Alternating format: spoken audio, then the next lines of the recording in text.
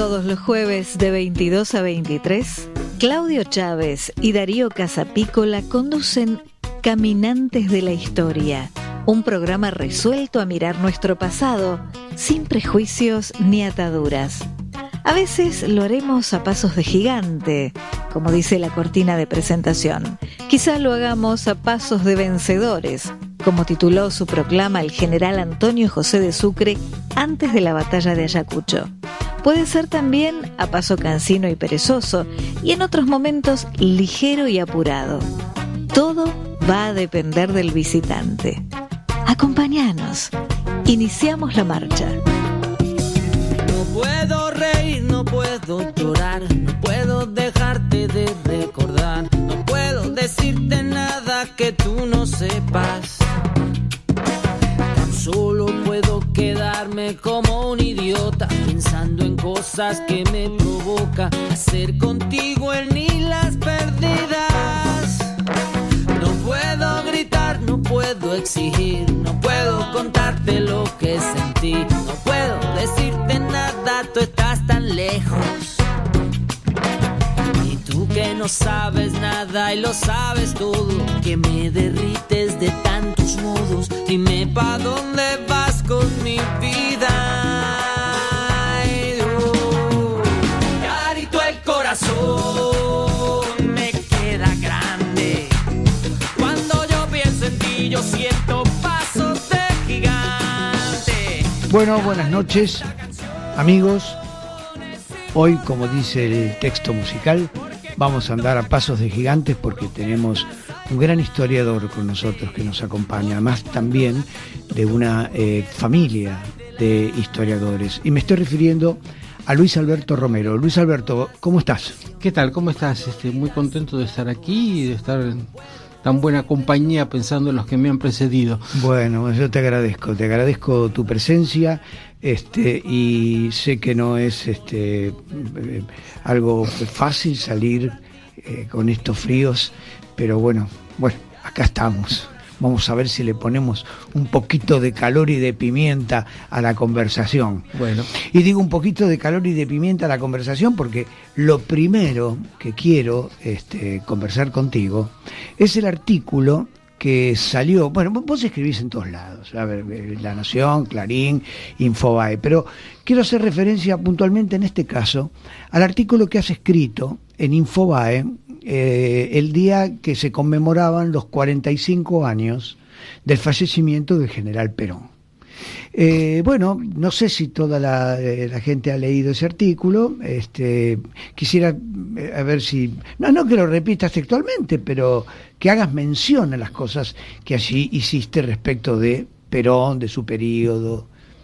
Sí, no estoy seguro de acordármelo bien, pero creo que la idea principal era empezar diciendo que a esta altura con el tema de Perón ya está en el buen sentido en la historia, es decir, que ya está un poco lejos de las pasiones y podemos mirarlo y no sin necesidad de decir fue excelente o fue una catástrofe, sino como cualquiera de nosotros vemos, o gente que vemos hoy cotidianamente, con sus distintos costados, ¿no?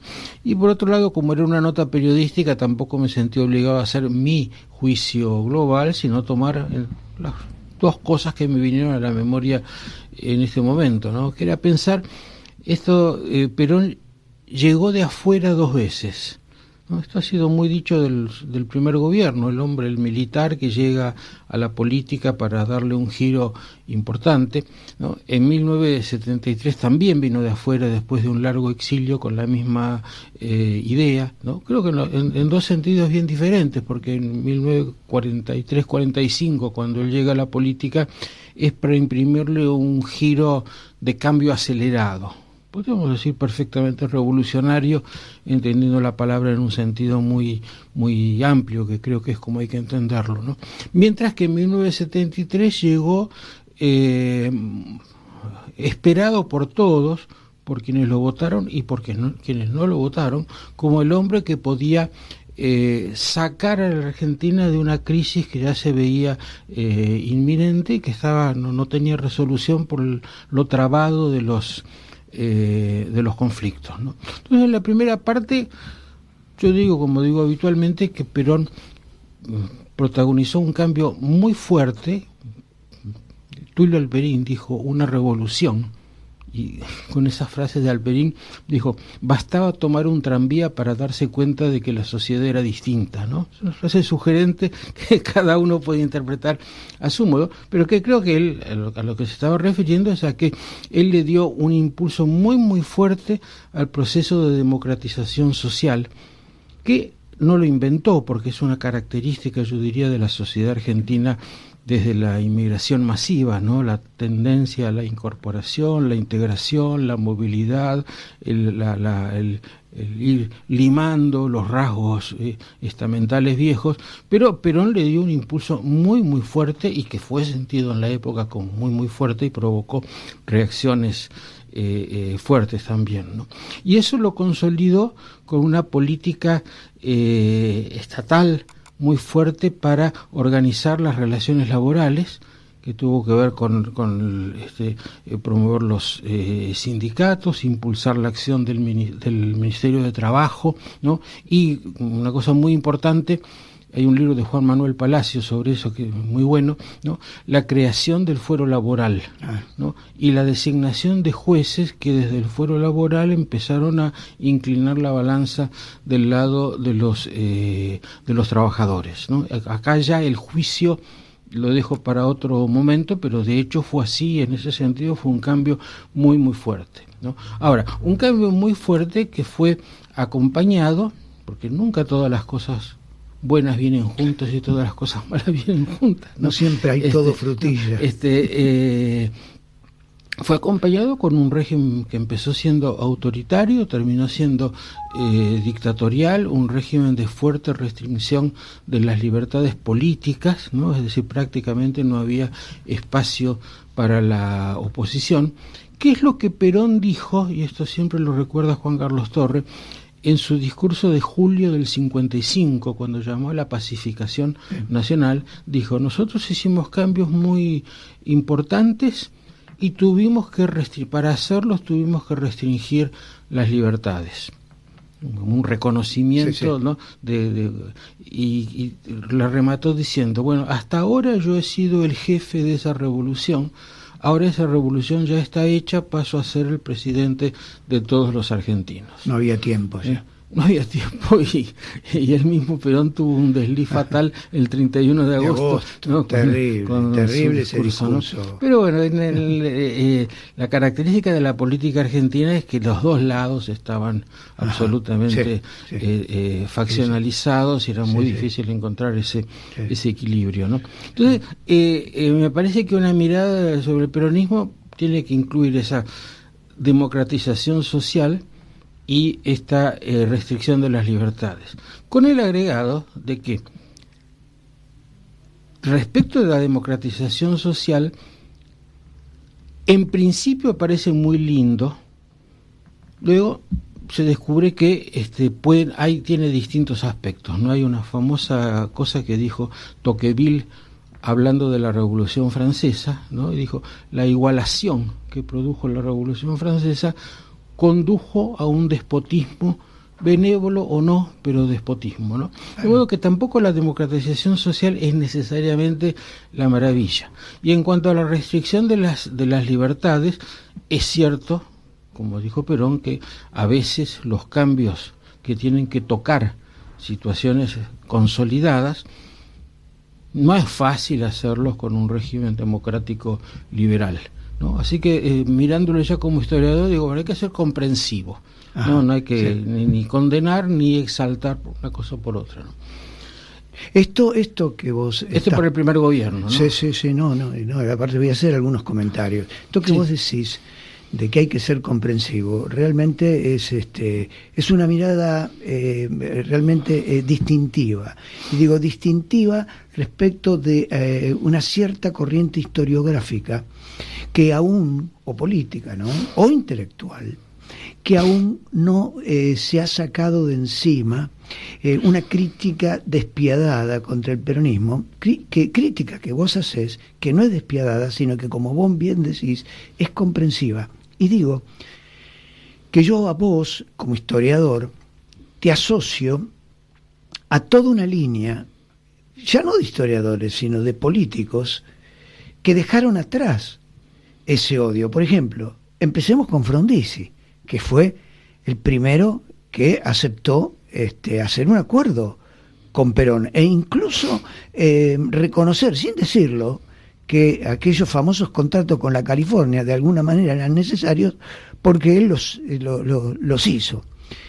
El mismo Ilia, cuando decide que el peronismo va a participar en las elecciones, también Ilia ha pegado un importante giro. El general Aramburu, yo ya lo he dicho en otro programa, te lo comento a vos, he publicado una carta que encontré porque he revisado el archivo de Perón, que está en el Archivo General de la Nación, que son alrededor de 1000 cartas que Perón recibió en la residencia 17 de octubre en Madrid. Y hay una carta que es realmente extraordinaria, es una carta de Ricardo Rojo. No sé si vos lo ubicás a Ricardo Rojo, que fuera funcionario, un hombre del frondicismo, muy amigo del general Aramburu, además muy amigo del Che Guevara, porque escribió un libro, mi amigo el Che. Bueno, estando Ricardo Rojo en París en diciembre del año 69, le envía una carta a Perón desde París y le dice: estuvo a verme ayer el general Aramburu y me informa que la situación en la Argentina con Onganía no da para más, que va a haber un cambio, que al frente del gobierno va a estar él, Aramburu, desplazándolo a Onganía, y va a quedar en la comandancia en jefe del ejército el general Lanusse. Y van a convocar elecciones. Y en las elecciones va a participar el peronismo y Perón. Rojo le dice a Perón: como yo conozco al personaje, le pregunté, ¿con Perón y el peronismo en la Argentina? Con Perón y el peronismo en la Argentina, porque acá nos equivocamos todos. Entonces, digo, hay toda una línea, o hubo toda una línea de pensadores, de intelectuales y de políticos que han tenido esta mirada que vos estás teniendo ahora, una mirada, digamos, que de ninguna manera esconde las barrabasadas que Perón hizo desde el poder, pero no ocultás este hecho revolucionario que vos lo estás poniendo en boca de Tulio Alperindongui, ¿verdad? Sí. Te digo dos cosas. Una, como historiador, la única forma de ser historiador es tratando de entender.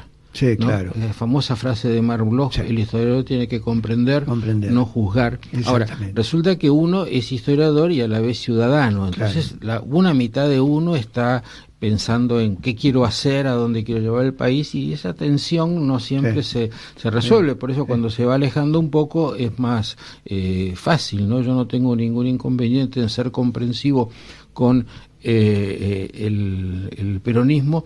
Me da mucho trabajo ser comprensivo con el kirchnerismo. Comparto plenamente. A lo mejor dentro de 30 años podría serlo, hoy no. Ahora, la otra cosa es con respecto a las cosas que vos, esos 3 puntos que vos mencionaste, ¿no? A mí me interesa mucho el de Ilia y me lleva a hacerme la pregunta, siempre sin respuesta, ¿no? El qué hubiera pasado.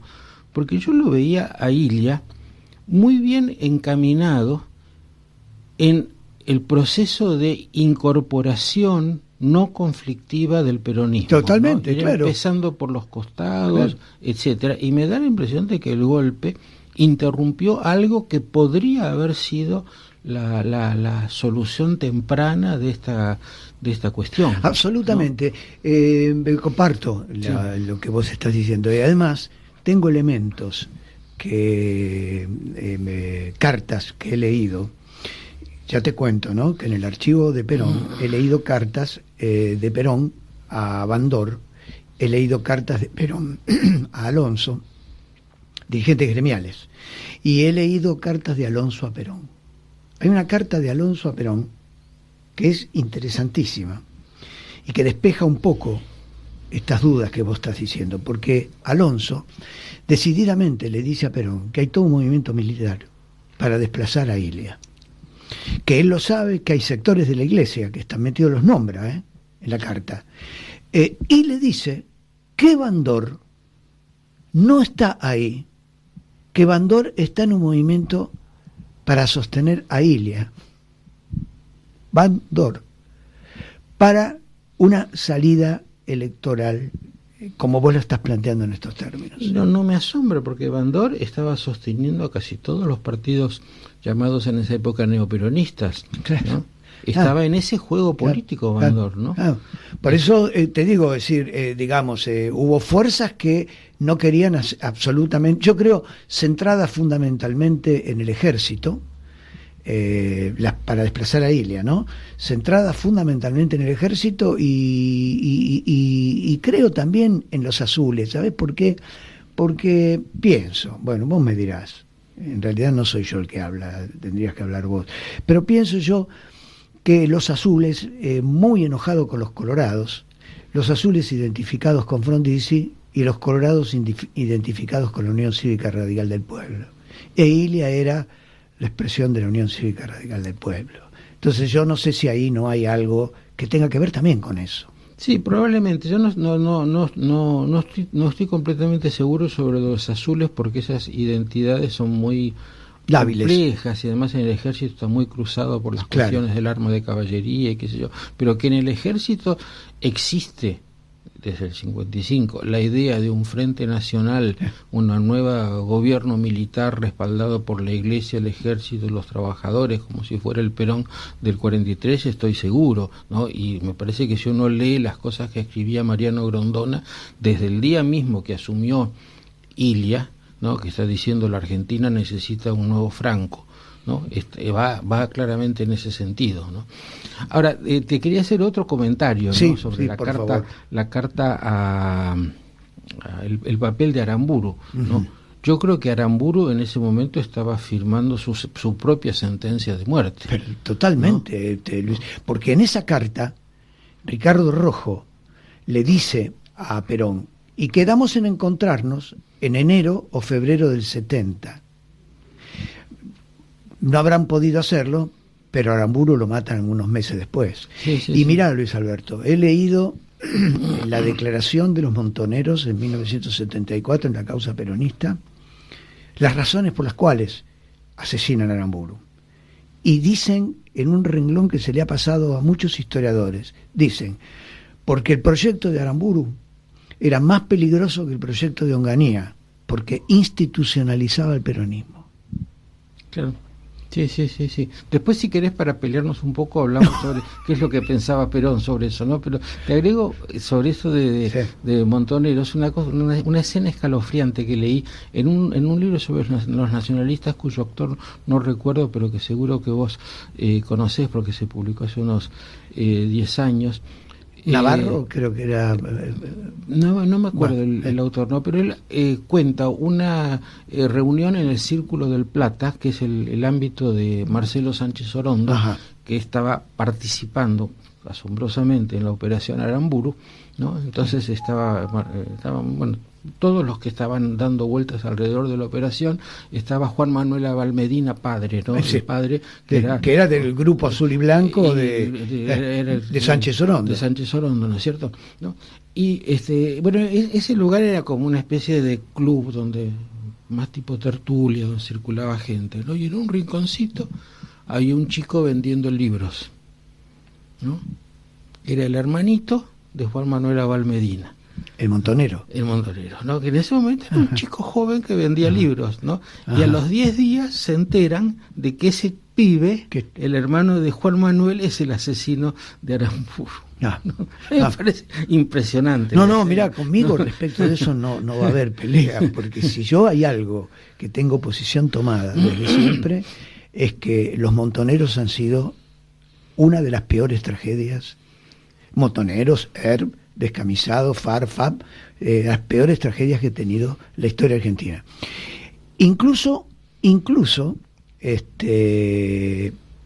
sin derecho, yo no les doy derecho desde mi manera, ¿no?, de pensar y de entender, de alzarse en armas en contra de una dictadura. No había necesidad de hacerlo. Si el pueblo mismo lo realizó en distintas movilizaciones pueblanas. Claro, yo creo que esa es la tragedia, ¿no es cierto? Que había un ambiente social para un cambio muy interesante, ¿no? Un cambio de una efervescencia social, una ansia de participación, ¿no?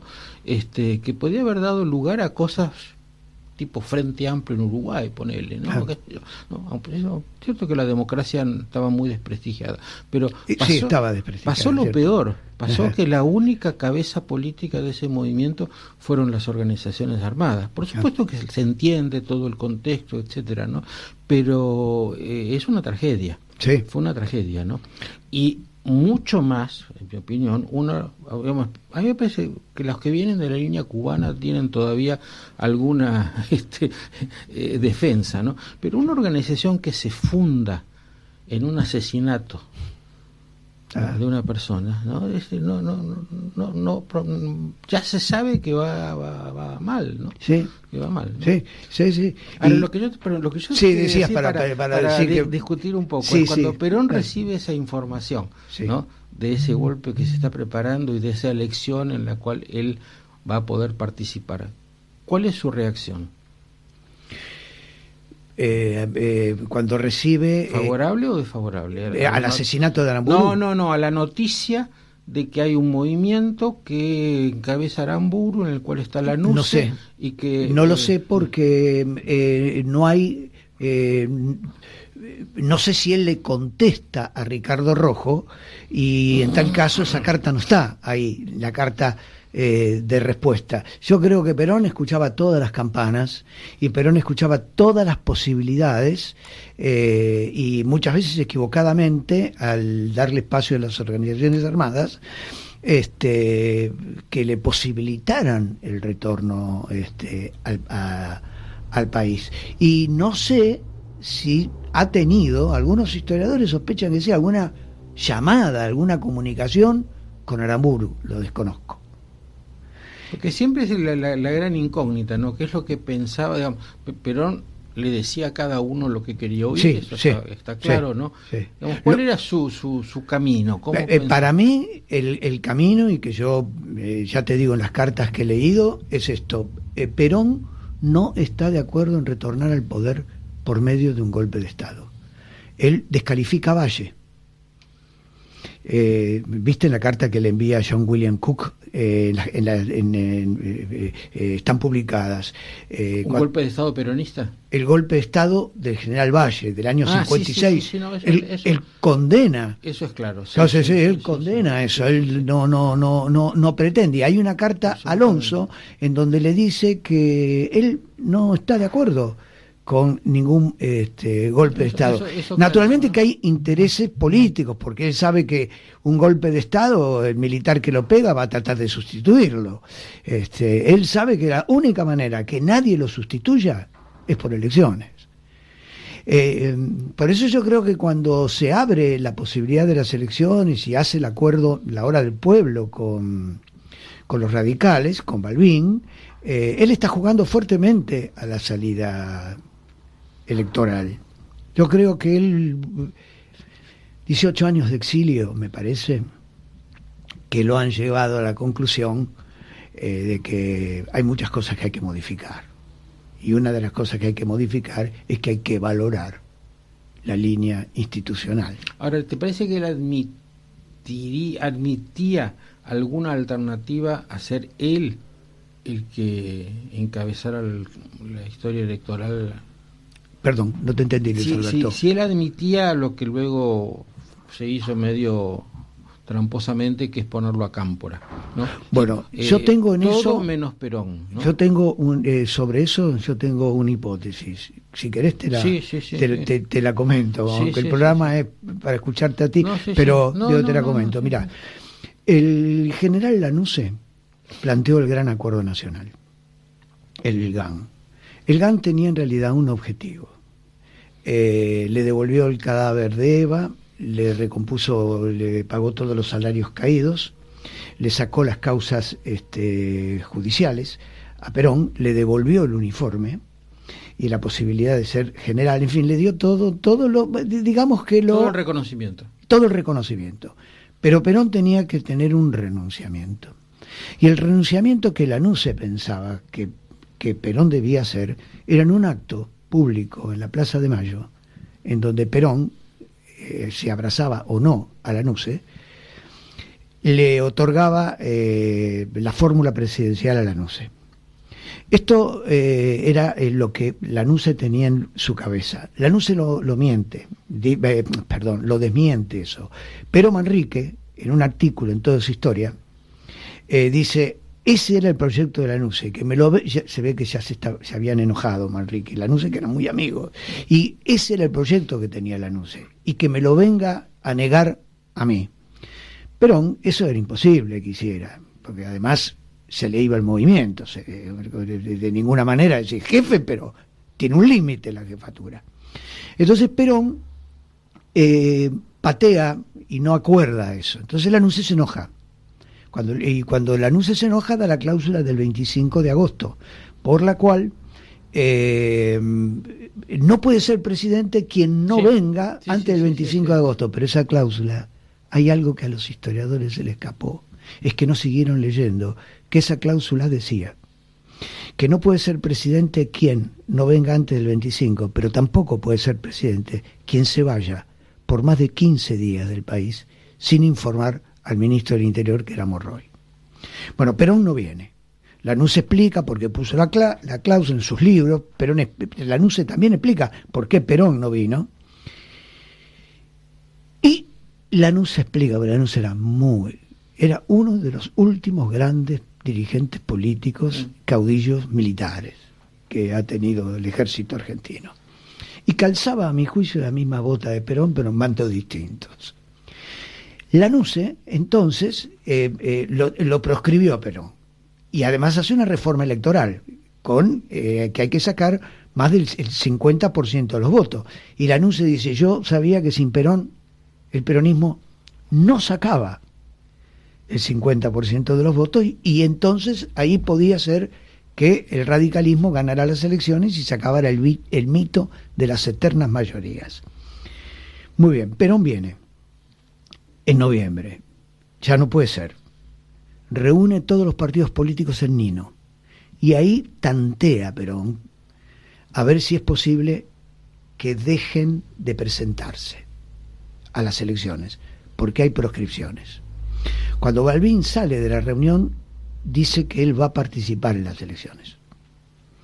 Cuando él vino el 17 de noviembre, le habían prometido un levantamiento de un paro general, una movilización general de la CGT y una fractura en el ejército.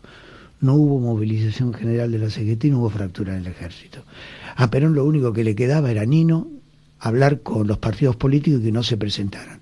Y todos los partidos políticos que estuvieron ahí dijeron que iban a ir a las elecciones. Todos, incluso mismo peronismo, estaban sedientos de cargos, ¿no? Bueno, entonces Perón haya, a mi juicio, perdido.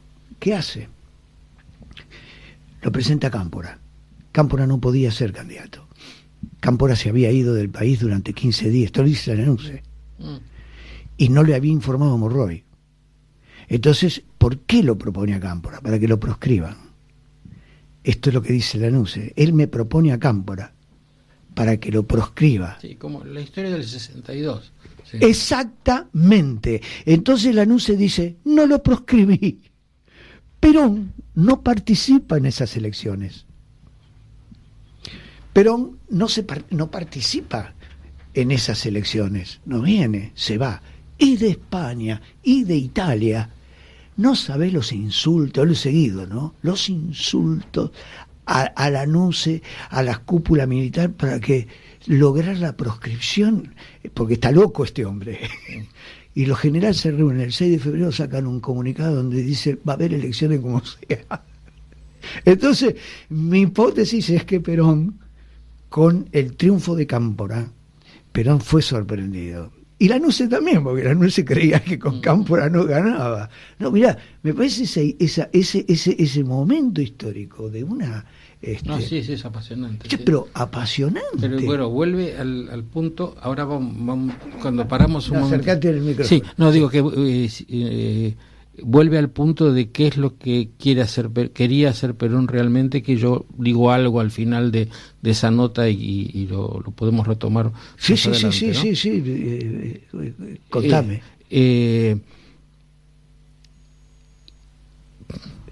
Mi idea, que la saqué de intuición y de leer otros historiadores, ¿no?, es que Perón, como muchos otros líderes, no se preocupó mucho del futuro de su movimiento. Sí. ¿No? Después de mí, sí, ¿no? Sí. Y que el desierto. Claro, después y no solo liquidó a todo posible gente que alzaba cabeza, sino que al final la opción de él fue dejarla a Isabel, ¿no? Sí, sí. Que sabría perfectamente a dónde iba a parar eso, ¿no? Bueno, pensé que eso no te iba a gustar, pero no, yo lo que, creo que no es que no me va a gustar. Además me interesó cuando vos dijiste, al compararlo con Hipólito Yrigoyen, sí. Vos en ese artículo dijiste que Hipólito Yrigoyen dice rodear a Marcelo T. de Alvear. Claro, que eso, bueno, yo no puse los detalles, pero era una cosa muy importante porque Alvear hasta ese momento estaba enfrentado con Irigoyen, había hecho lo posible para que ganara la elección los antipersonalistas, sí. ¿no? Es decir, es un gesto bastante grande. Perdóname, ¿no? Me parece que ahí tenés una confusión. El enfrentamiento de Alvear con Hipólito Yrigoyen se da mientras Alvear es presidente. Alvear es presidente, sí. Ya, pero la frase de rodear a Marcelo T. de Alvear es cuando Hipólito Yrigoyen lo propone como... No, por supuesto, lo sé perfectamente. Lo que pasa es que cuando Irigoyen lo propone a Alvear, está proponiendo a alguien que fue su amigo del alma, su discípulo, porque tenía una relación entrañable, pero que si Irigoyen hubiera sido un tipo rencoroso, o que pensara solamente en él, no lo habría tenido en cuenta. Y él en ese momento dice, la única salvación del radicalismo es rodear a Alvear, ¿no? Pensó en el radicalismo. Yo estoy totalmente de acuerdo con vos. Pero pero tengo ahí algunas ideas. Yo creo que Hipólito Yrigoyen ha sido un extraordinario político, con una lectura de la realidad y de la sociedad en una etapa en donde no hay encuestas ni hay politicólogos, con esa rara habilidad que tenían los políticos del siglo XIX de poner el oído en la tierra y entender lo que pasa. Bueno, probablemente sea una ventaja no tener ni encuestas ni políticos. Sí, lo que pasa es que hay que tener esas habilidades. Que te confunden. Claro, pero hay que tener esas habilidades, que yo a muy pocos políticos se las veo ahora. Y yo creo que Hipólito Yrigoyen lo que lee es la gran crisis social que está montada sobre la Revolución Soviética. Y acá el anarquismo y el Partido Socialismo lo volvió loco.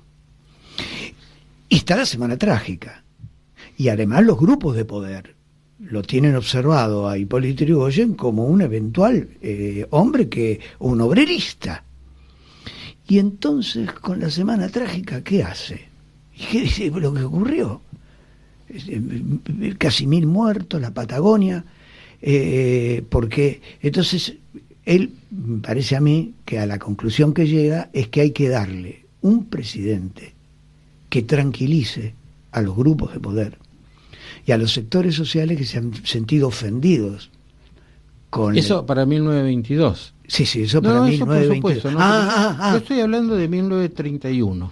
Irigoyen preso. Sí, claro. Irigoyen preso. Y a Gallo también lo sostuvo a Gallo cuando lo proscriben Alvear y o con gallos o con gallinas, dijo. Sí. Eso, digamos, muestra que él estaba pensando en el radicalismo, no en su historia personal, o a lo mejor asociaba su historia personal con la del radicalismo. Sí, eso es cierto. Y eso es lo que en la trayectoria de Perón no se encuentra, ¿no? Esa famosa frase, mi heredero es el pueblo, ¿no? Es decir, nada, ¿no? Pero Bandor acá tiene una idea de cómo llevar las cosas, lo liquidamos a Bandor, ¿no? Cámpora no resultó tan obsecuente como imaginaba, lo liquidamos a Cámpora, ¿no? Y si querés ir, puedo retomar lo que es la segunda parte de esa nota que a vos te llamó la atención, que es ¿por qué Perón es recibido casi como el salvador por todo el mundo cuando después de esa operación un poco turbia lo saca a Cámpora y asume la presidencia? Me da la impresión de que todo el mundo estaba convencido de que el único que podía salir de ese embrollo era Perón, ¿no? Que no era ni Balbín ni ningún otro político, porque los conflictos no pasaban por los partidos políticos. No, pasaban al interior del peronismo. Claro, al interior del peronismo y también en la sociedad, ¿no? Entonces, a mí me parece que Perón ahí apuesta a lo que es casi constitutivo de su personalidad, que es ser un hombre de Estado, ¿no? Un hombre formado en el ejército que siempre, toda su revolución del 45 en adelante consistió en que el Estado de alguna manera regule y canalice los conflictos sociales, ¿no? Sí. Y que el Estado promueve el crecimiento económico. Es decir, casi todas las políticas de Perón tienen como actor principal al Estado, en una época en la que el Estado daba para eso, el Estado argentino daba para eso porque estaba bien, ¿no? A diferencia del año 73, donde ya está bastante maltrecho, ¿no? Entonces, él apuesta al pacto social para lo que a mí me parece que es el conflicto fundamental de la Argentina, ¿no? Que es el conflicto de la movilización, el reclamo de cada una de las partes por el ajuste, la espiral de la inflación. Él dice, hasta que no frenemos la inflación no podemos canalizar el conflicto, y se hace la ilusión de que con toda su autoridad y su historia, etcétera, él llama a las partes, les hace firmar un pacto social, ¿no? Y eso es la base, ¿no? Eso ya era una ilusión, porque para hacer firmar eso tuvo que forzar a un montón de gente a entrar en la CGE, sí, que en realidad no estaban, ¿no? Pues no pudieron negarse, pero no estaban, ¿no? Y el mundo del trabajo iba por muchos lados distintos, no solamente por el lado de Rucci, ¿no? Y mi impresión es que el conflicto que tenía por protagonista Montoneros, con ser muy importante, tenía una importancia un poco menor que el primero. Si el primero se hubiera canalizado, el segundo se habría ido achicando, ¿no? Por lo menos Perón tenía esa frase que decía, esto es una cuestión de la policía, no es una cuestión de trascendencia, ¿no? Pero también se propuso solucionarlo con su autoridad, ahí por el mal lado, porque su autoridad la puso al servicio del comienzo de la represión clandestina, ¿no? ¿Vos decís que el comienzo de la represión clandestina comenzó en vida de Perón? Sí, bueno, eso es lo que yo leo en los estudios que se están haciendo ahora, ¿no? Las cosas de Marcelo Larraqui. Hay un libro de Sergio Bufano muy... Ahí, ¿no? En esto de Sergio Larraqui, hay, a mi juicio, una incomprensión del asunto respecto de esto. Él cita de que el Solari Irigoyen, el senador Solari Irigoyen, en octubre del 73 o noviembre del 73, sufre un atentado muy grave, le pusieron una bomba en el auto. Y cita que la nota, él la describe, la nota decía Alianza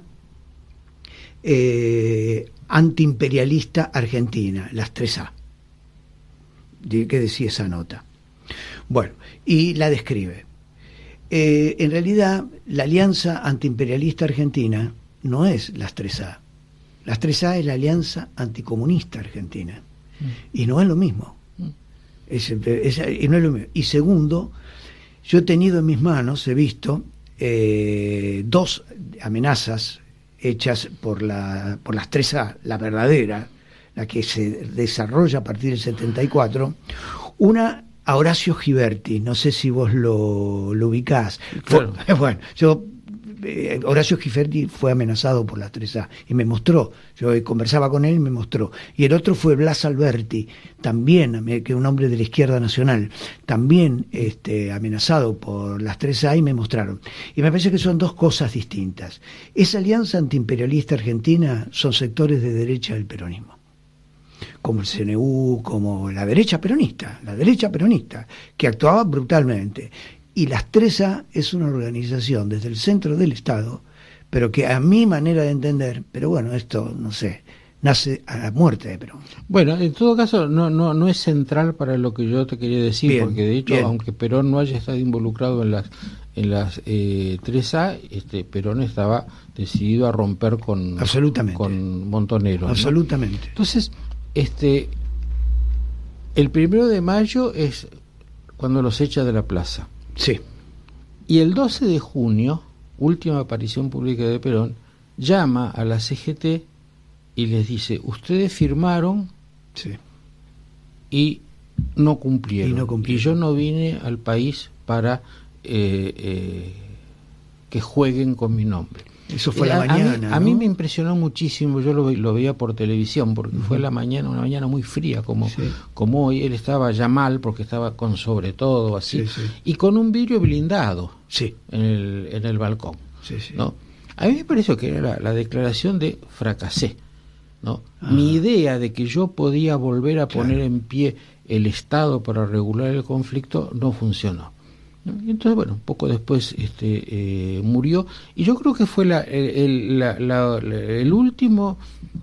última posibilidad de contener la crisis que luego se desmadró. Pero yo coincido con vos, te diría que la anteúltima, para mirar la historia panorámica, fue cuando Lanusse creó la Cámara Federal, ¿no? el fuero antisubversivo, ¿no es cierto? Que lo cerraron, eso fue muy mal visto, digamos, por la izquierda, pero que en realidad era la manera correcta como el Estado tenía que encarar, resolver ese tema. Claro, acá lo ha planteado, acá en la primera conversación planteó este tema que vos decís, el Tata Joffre. Sí. Plantea eso, que eso fue una barbaridad, un error, pues fue una decisión del campurismo, como liberar también a todos Bueno, es ahí en donde veo yo, retomando un poquito lo que te decía, que al ser Cámpora el candidato y no contar con el apoyo del partido y tampoco contar con el apoyo de la CGT, las organizaciones armadas lo rodearon. Además, Cámpora, su hijo y creo que sus sobrinos estaban vinculados a Montoneros. Entonces quedó rodeado con los grupos armados, era la apoyatura que tenía Cámpora.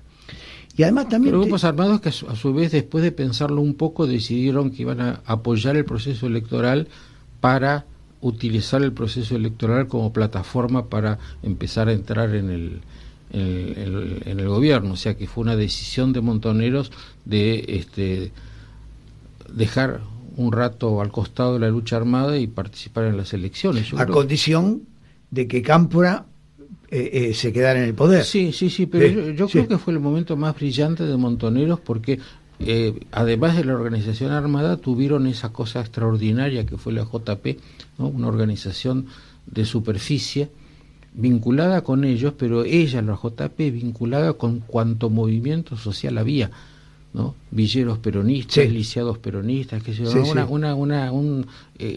ese momento Montoneros fue mucho más que cualquier otra organización armada, ¿no? Sí, por supuesto, sí. Desgraciadamente, porque en realidad no tenía una buena idea de qué hacer con esa organización, pero como construcción fue muy notable y capaz de desafiar a Perón. Sí, ahora ellos mismos, esto que vos decís, desafiar a Perón abiertamente, lo que pasa es que ellos se quebraron, ¿no? Porque esa JP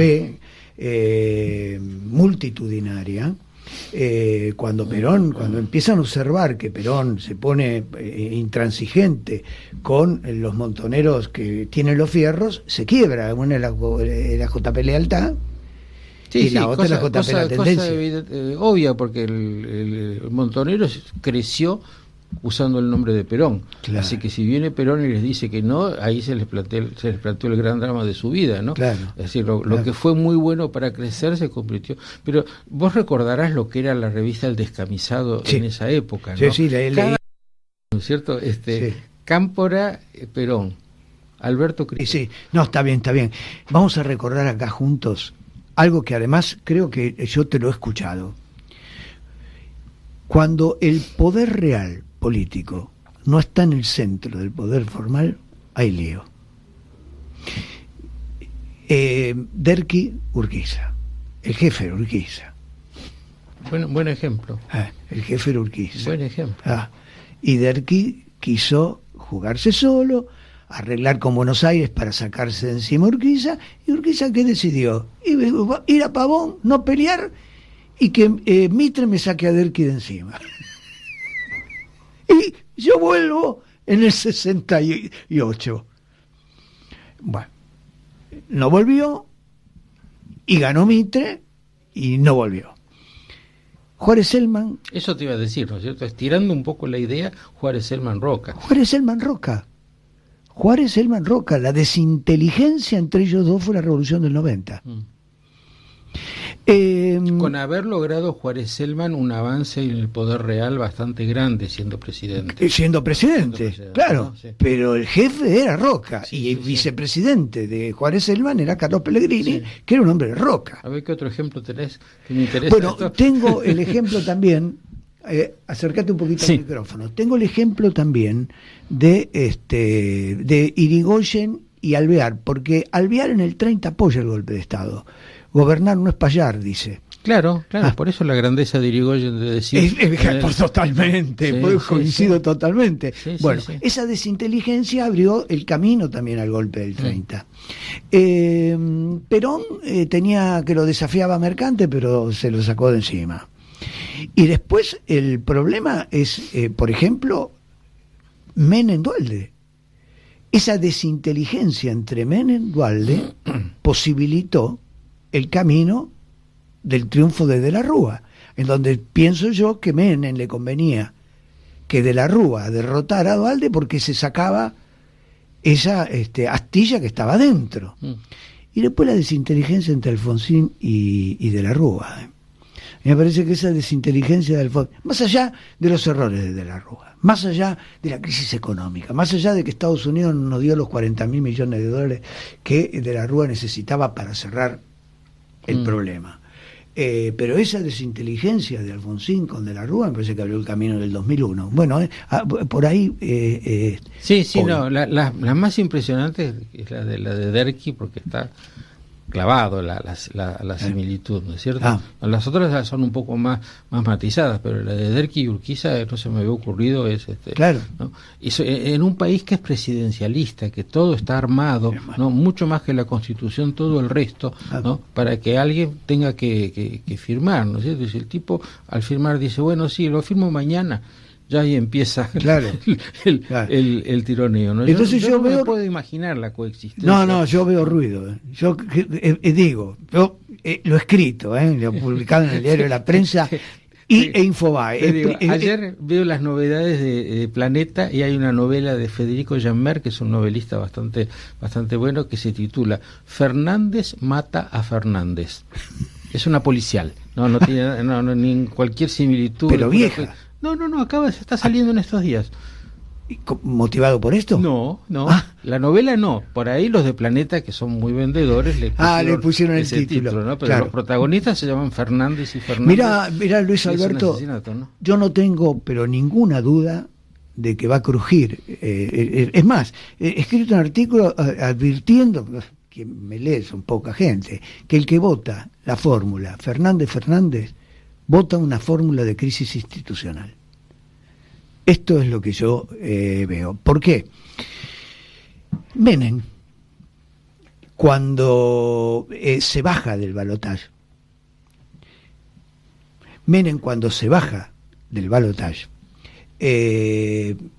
deja en banda, por así decir, a todo un sector del peronismo que se identificaba con ideas liberales. Sí. Pero a Menem no le preocupó, porque Menem era peronista, de la vieja data peronista, en donde dijo, bueno, el peronismo encontrará en otro este rumbo.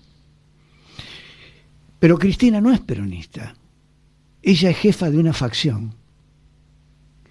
Y si es jefa de una facción, ¿por qué la va a dejar? ¿Por qué la va a abandonar siendo vicepresidenta? Para mí, ella como vicepresidenta tiene el poder de los votos y la jefatura de una facción. Cuando yo me refiero a la jefatura de una facción, la jefatura de un sector del peronismo. ¿Por qué decís entonces que no es peronista? Porque carece de esa idea de jefatura del movimiento pleno. Sí, porque además ella lo ha dicho. Yo no quiero repetir unas groserías que ella le dijo a quien llama pelotudo, pero le dijo una cosa peor respecto del peronismo y demás. Entonces... pero parece que descubrió que les gusta. La forma en que todos hicieron cola. ¿Qué es lo que fueron? ¿No? Sí. No, la decadencia... Por eso me gustó cómo comenzaste vos esta conversación. Y cuando decís, mira, yo he escrito sobre Perón entendiendo que Perón es historia. Y yo comparto plenamente esto. Perón es historia. Cualquier otra cosa que quieran hacer con Perón hoy es un mamarracho. Porque ¿qué haría Perón hoy? ¿Alguien sabe qué haría Perón hoy? No, esto es otro mundo. Es absolutamente otro mundo. Entonces Perón, por eso comparto lo que decís. Si siguiéramos esto en otro programa, yo te preguntaría a vos cómo se puede ser peronista sin Perón, ¿no? En el día de hoy. ¿Qué es y bueno, peronista? Pienso que se podría como ser roquista o mitrista sin Roca y Mitre, siendo conservador. Pienso que como se pudo ser radical sin Hipólito Yrigoyen, atravesando el desierto de toda la década del 30 y de todo el gobierno de Perón. Bueno, si hay que apechugar, hay que apechugar. La política no es para el vértigo. La política son procesos lentos. Procesos lentos en donde quizás se vaya la vida de uno, pero la vida de uno en la historia es un granito. Bueno, en todo caso, si hay algo que caracteriza al peronismo es que sabe ir cambiando para adecuarse a los nuevos tiempos. Sí, ¿no? Sí, bueno, pero los radicales también. Un poco menos, porque han quedado un poco pasados de moda, digamos, ¿no? Frente al peronismo. ¿Sí? Se mantiene, ¿no? Parece que es una cosa que hasta que cuidar, ¿no? Porque es un ejemplo de lo que era un partido político, pero no, está bien. Es el único que cree que hay que hacer una convención para definir una política. Y eso está bueno. Sí, está bueno, pero son los únicos, ¿no? Sí, claro. Nos queda un minuto. Yo te digo, hay radicales que están muy actualizados, Morales, Sanz, Sí, pero les cuesta mover al partido en ese sentido. Pero que los radicales hayan hecho una alianza con Macri es porque los radicales están actualizados. Sí. Eso es lo que yo veo. Están actualizados. Si han entendido esta nueva situación.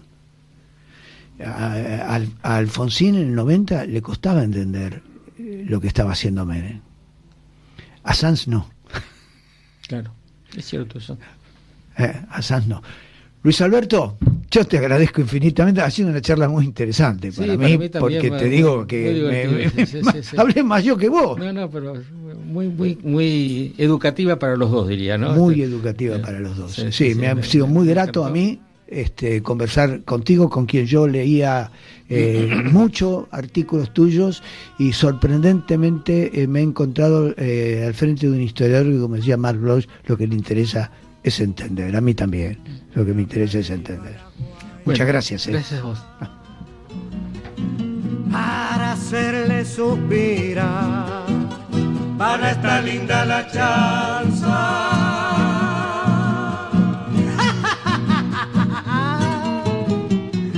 Le hablaré lindo a la guaina para hacerle suspirar.